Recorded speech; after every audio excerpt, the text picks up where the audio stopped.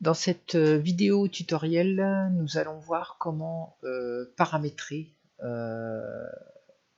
un ouvrage qu'on souhaite réaliser, donc les prémices d'un paramétrage qui vont nous permettre ensuite de pouvoir modifier les dimensions d'un ouvrage. Alors pour ce faire, on va utiliser un modèle, on va partir sur la fabrication, la réalisation d'une porte à coupe à 45.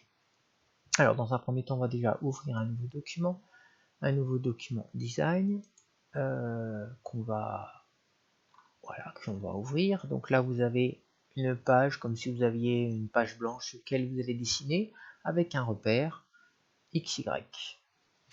On va donc commencer par réaliser la hauteur et la largeur de notre porte avec un cadre en fait. On va donc utiliser dans notre barre de système les profils.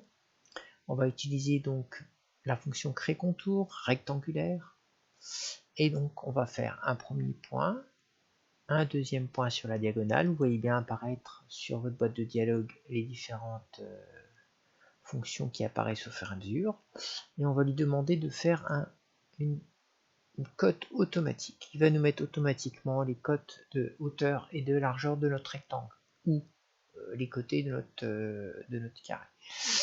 On va lui demander des contraintes de symétrie par rapport à notre repère. On va lui demander qu'en fait notre cadre qu'on vient de faire soit bien en plein centre de notre repère. On fait donc contrainte de symétrie selon l'axe des X et ensuite axe de symétrie suivant Y, on choisit Y, c'est-à-dire on choisit ici sur le repère, hop, la flèche de l'Y. Voilà, là on voit apparaître nos cotations avec des signes égales. Et donc une fois qu'on a fait ça, on va pouvoir lui donner des paramètres de largeur et de hauteur. Donc ici on va utiliser l'icône tout en haut qui s'appelle modifier paramètres. Et on va lui demander, on va sélectionner la première cote de largeur.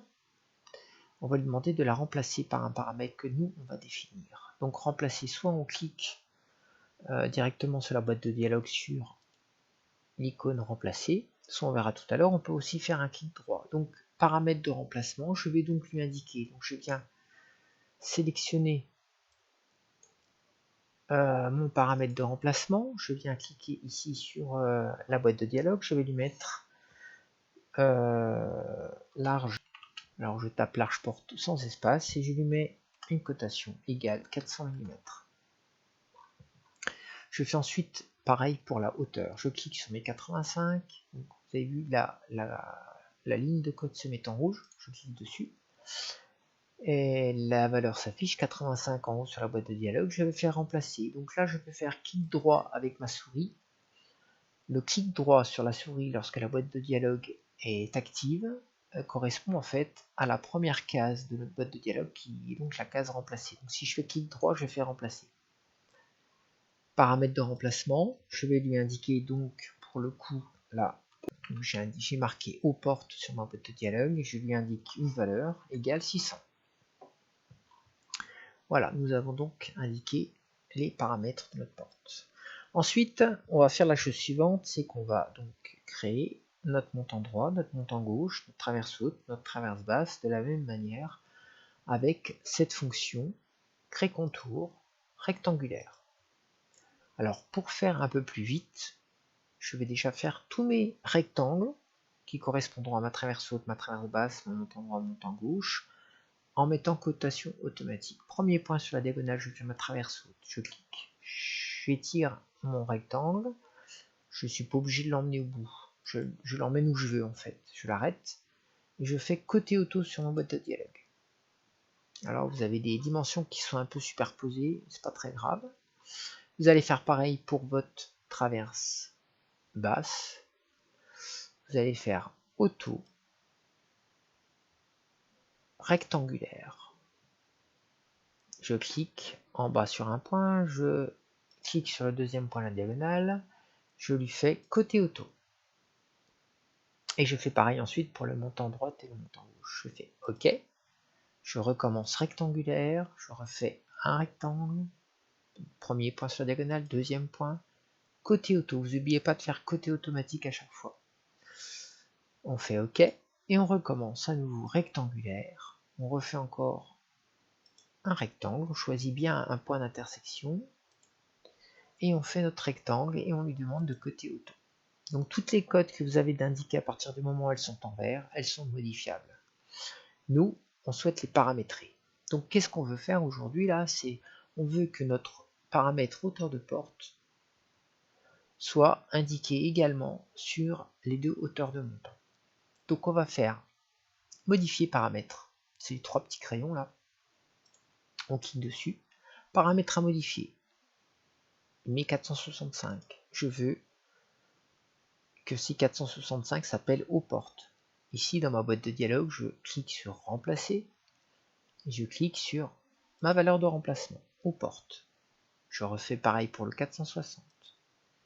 Clic droit, remplacer. Je choisis mon paramètre aux portes. Je clique dessus. Voilà, mes deux montants sont au bon paramètre. Je vais faire ensuite pareil pour mes traverses. Je vais donc demander de modifier la cote. Alors là, il faut agrandir. La cote de longueur de la traverse que l'on vient de faire ici se situe ici, c'est 320. On le modifie. On remplace clic droit par largeur de porte. Je fais ensuite pareil. Je viens modifier mes 305 mm. Clic droit, modifier, enfin remplacer. Et je viens choisir largeur de porte. Voilà, nous avons donc modifié en longueur les montants, les traverses par rapport aux paramètres de la porte qu'on définit au départ. Ensuite, comme c'est une porte à coupe à 45, on aura des largeurs qui seront identiques sur les traverses et les montants. On peut les différencier si on souhaite, mais là, comme c'est des coupes à 45, il n'y a aucune utilité. Donc je vais modifier les paramètres de mes largeurs de montant que je vais remplacer par un paramètre que je vais appeler largeur, tout simplement, large. Alors on peut mettre largeur élément, on peut mettre largeur montant, largeur traverse si c'est différent, mais là je mets juste large égale et je mets la cote de remplacement. Largeur sera égale à 80. Et ensuite je vais modifier ce paramètre là que je vais remplacer. Donc clic droit de ma souris par rapport à l'icône remplacer, clic droit de ma souris, je sélectionne largeur. Paramètre à modifier, je viens sélectionner ma largeur de traverse autre. Je fais remplacer clic droit par ma largeur de 80. Et je fais pareil pour le dernier. Hop, clic droit, 80. Voilà, là on a donc fait tous les paramètres de notre porte. Maintenant, il y a une petite manipulation à faire pour que l'on puisse accéder facilement à ces paramètres.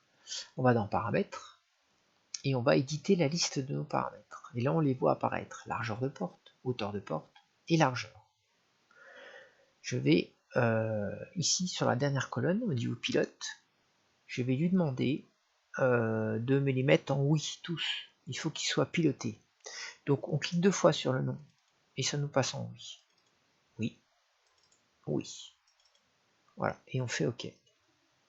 Tous nos pilotes sont donc accessibles. Quand je viens avec ma souris me mettre sur le côté gauche de mon écran, là où on a toute la barre des systèmes, on vient cliquer, on a à un moment donné un petit icône qui vient se dessiner avec deux traits verticaux et deux flèches opposées. On clique dessus, ça nous ouvre une boîte de dialogue. On a plusieurs choses qui viennent, qui apparaissent ici, et on va prendre dans principal, on va faire clic droit de notre souris, éditer l'ensemble des pilotes. C'est passé en lien et voilà, il faut recommencer l'opération. Voilà les pilotes, on les retrouve ici.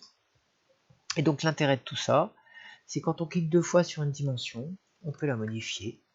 Voilà, je tape 500 à la place de 400, je fais entrer. Et vous avez vu, tout se décale. Si je veux des montants de 100 mm, je clique dans 100 mm et mes montants passeront à 100 mm. Donc ça c'est en fait la base en dessin lorsqu'on souhaite paramétrer un ouvrage quel qu'il soit pour être capable de le réutiliser dans d'autres séquences pédagogiques. Ça nous évite à chaque fois d'être obligé de tout redessiner. Voilà, donc ma vidéo là, ce tutoriel va s'arrêter simplement sur le paramétrage et on revient ensuite ensemble pour la suite des tutos.